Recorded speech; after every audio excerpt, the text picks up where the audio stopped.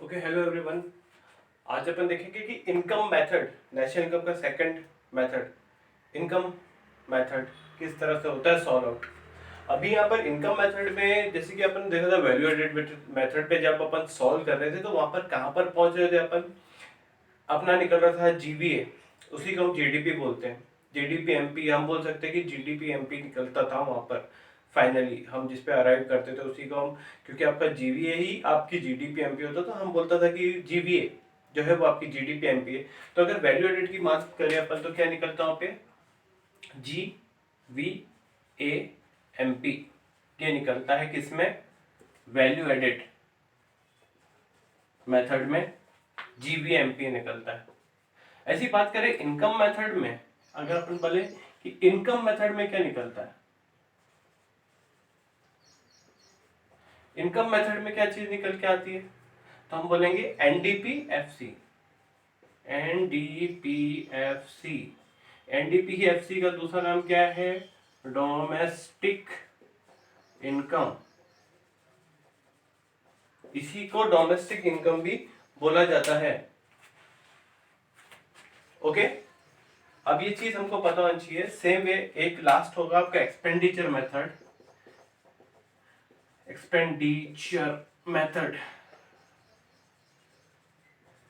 उसमें क्या निकल के आएगा आपका, अगर एक्सपेंडिचर मेथड, ये दोनों चीजें तो आपको याद रखनी है। एक्सपेंडिचर मेथड के अंदर आपका जिस तरह से इस वैल्यू एडेड मेथड में जीवे निकालते थे, बट अपन एक्चुअली निकाल क्या रहे हैं। अगर इस मेथड में ये एक्चुअल चीज है तो यहाँ पे वैल्यू एडेड की क्या थी एक्चुअल चीज, जीडीपी एमपी की थी, क्योंकि वैल्यू एडेड प्रोडक्शन के बारे में थी।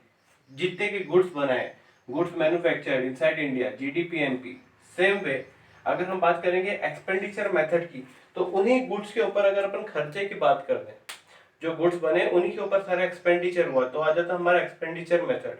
तो एक्सपेंडिचर मेथड किस पे होगा, उन्हीं गुड्स पे जो कि बनाए गए हैं, उसी के ऊपर खर्चा हुआ है, अमाउंट स्पेंड किया गया, पैसा उसी पे खर्च हो गया।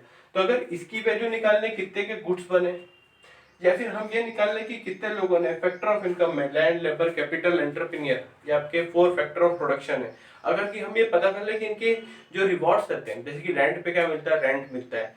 जो एम्प्लॉय रहता है ना, factor of income, factor of production में जो एम्प्लॉय रहता है उसको क्या मिलता है, सैलरी मिलता है, वेजेस मिलता है, ये सारी फैक्टर इनकम्स रहती है उनकी। एंटरप्रेन्योर को क्या मिलता है, प्रॉफिट मिलता है, और कैपिटल पे क्या मिलता है, इंटरेस्ट मिलता है। तो इस तरह से हम अगर इसको ऐड कर दें, फैक्टर प्रोडक्शंस जो हमारे उनके जो रिवॉर्ड्स हैं उन सब चीजों को ऐड करते हैं तो क्या मिलता है उनके, एनडीपी एफसी निकल के आएगा। पहले नेशनल इनकम अलग चीज है, एनएनपी आपको एफसी तक जाना पड़ेगा। नेशनल इनकम क्या चीज होती है, नेशनल इनकम की अगर बात की जाए, नेशनल इनकम तो ये होता है आपका N N P F C. This is what you have to find in every question. Generally national income जब भी पूछेंगे तो आपको ये फाइंड आउट करना रहता है। एक्सपेंडिचर मेथड में भी इसी तरह क्या आएगा, जीडीपी एमपी। तो आपके लिए सिंपल होता है जानना कि वैल्यू एडेड मेथड और एक्सपेंडिचर मेथड में चीजें पहले आप अराइव यहीं पे होगे, जीडीपी एमपी तक निकालोगे हमारे फॉर्मेट के अकॉर्डिंग। उसके बाद आपने जो इसके पहले वाले वीडियो में देखा था कि किस तरह से हमको डोमेस्टिक को नेशनल बनाना है, नेशनल को डोमेस्टिक बनाना है, आपको आपको किस तरह से नेशनल इनकम को डोमेस्टिक और डोमेस्टिक को नेशनल बनाना है, फैक्टर कॉस्ट से मार्केट प्राइस पे कैसे आना है, मार्केट प्राइस से फैक्टर कॉस्ट पे कैसे आना है, वो जो फॉर्मेट है वो यहाँ पर क्लियर होगा, क्योंकि उसकी मदद हम लेंगे कि किस तरह से उसको सॉल्व आउट किया जाता है। Okay, now let us discuss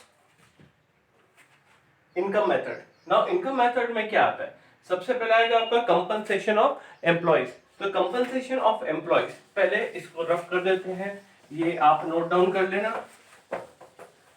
yes,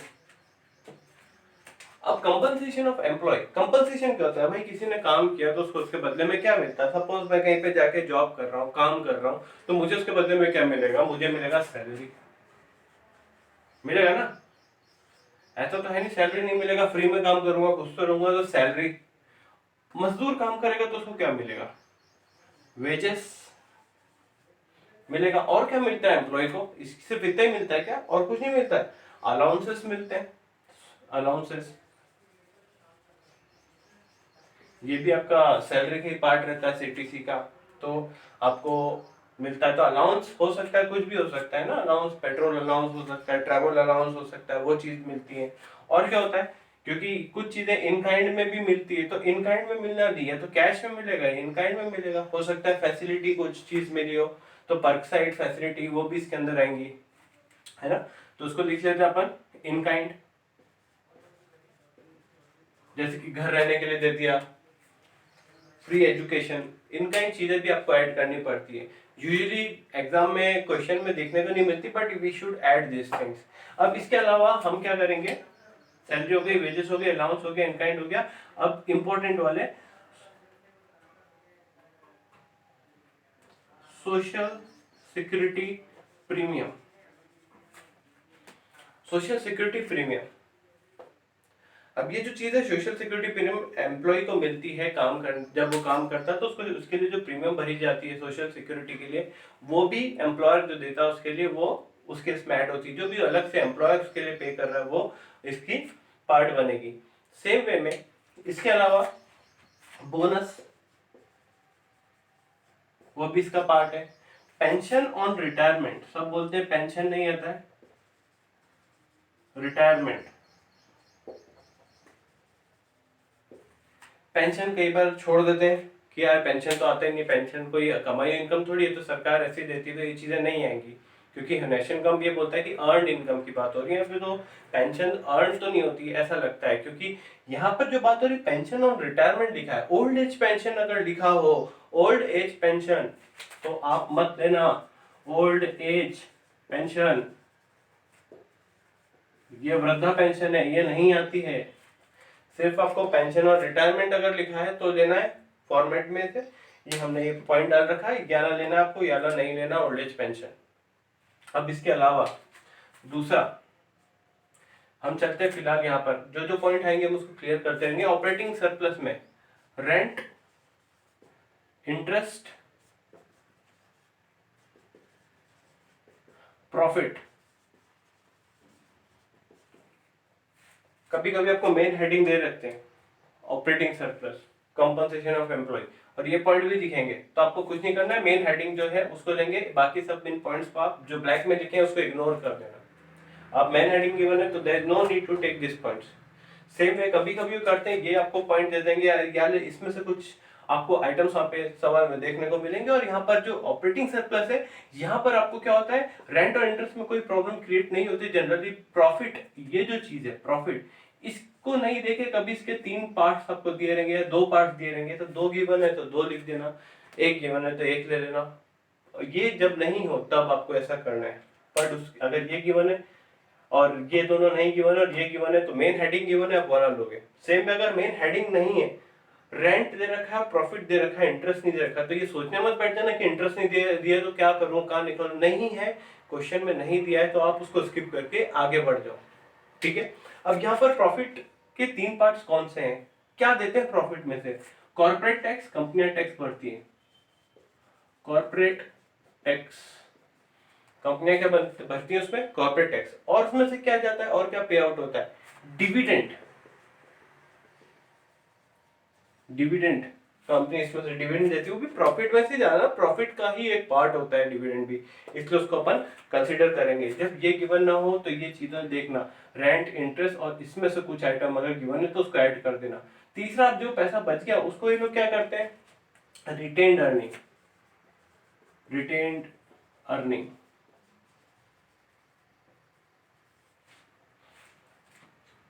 और मिक्स्ड इनकम लास्ट पार्ट रहेगा। मिक्स्ड इनकम क्या होता है कि जैसे कि कोई बंदा काम कर रहा है, जैसे कि मेरी कंपनी और मेरी कंपनी में मैं खुद ही बैठा हूँ या मेरी खुद की जमीन है, तो मतलब खुद का ही एसेट कंपनी में यूज हो रहा है, तो उस पर जो इनकम हो रही है उसको बोलते हैं मिक्स्ड इनकम। जैसे खुद के मैनेजर बन के बैठ जाना और सैलरी ड्रॉ करना, तो ये चीज होती है मिक्स्ड इनकम। तो ये अगर गिवन है, जनरली इसमें घुमाते नहीं है क्वेश्चन में, बाकी मिक्स्ड इनकम अगर है तो डायरेक्टली गिवन रहेगा। तो मिक्स्ड इनकम थोड़ा सा पता होना चाहिए क्या होता है, अपने एसेट को आप अपनी कंपनी में यूज कर रहे हो तो मिक्स्ड इनकम है, ठीक है। तो ये चीज आपको पता होना चाहिए, ये चीज आपकी इनकम मेथड का फॉर्मेट है। क्या क्या आएगा, एनडीपीएफसी निकलेंगे पहले, फिर compensation of employ plus operating surplus plus mixed income. आप इसके पार्ट देखेंगे, सिर्फ आपको ये चीजें ध्यान रखना है कि यार कौन सा क्या चीज है, हमको किस तरह से करना है। इसमें एक पीएफ कंट्रीब्यूशन भी आएगा, जो कि पीएफ कंट्रीब्यूशन में कई बार एक चीज होती है पीएफ कंट्रीब्यूशन यानी प्रोविडेंट फंड पीएफ कंट्रीब्यूशन। और कौन देगा आपका पीएफ कंट्रीब्यूशन? एम्प्लॉयर। एम्प्लॉयर वो होता है जो आपको काम पे रखता है, वो आपके लिए पीएफ देगा, प्रोविडेंट फंड में पैसा वो जमा करेगा, तो वो आपकी अर्निंग है। अगर यहाँ पर एम्प्लॉय लिखा हुआ है तो आपसे ही पैसा लिया जा रहा है, आपकी प्रीमियम भरी जा रही है, ऐसा कुछ दिख रहा है आपको तो एम्प्लॉय का नहीं आता है। एम्प्लॉय है छोड़ देना, एम्प्लॉयर है कंसिडर कर लेना। ये सारे पॉइंट आपको ध्यान में रखने पड़ेंगे, ये नोट डाउन कर लो।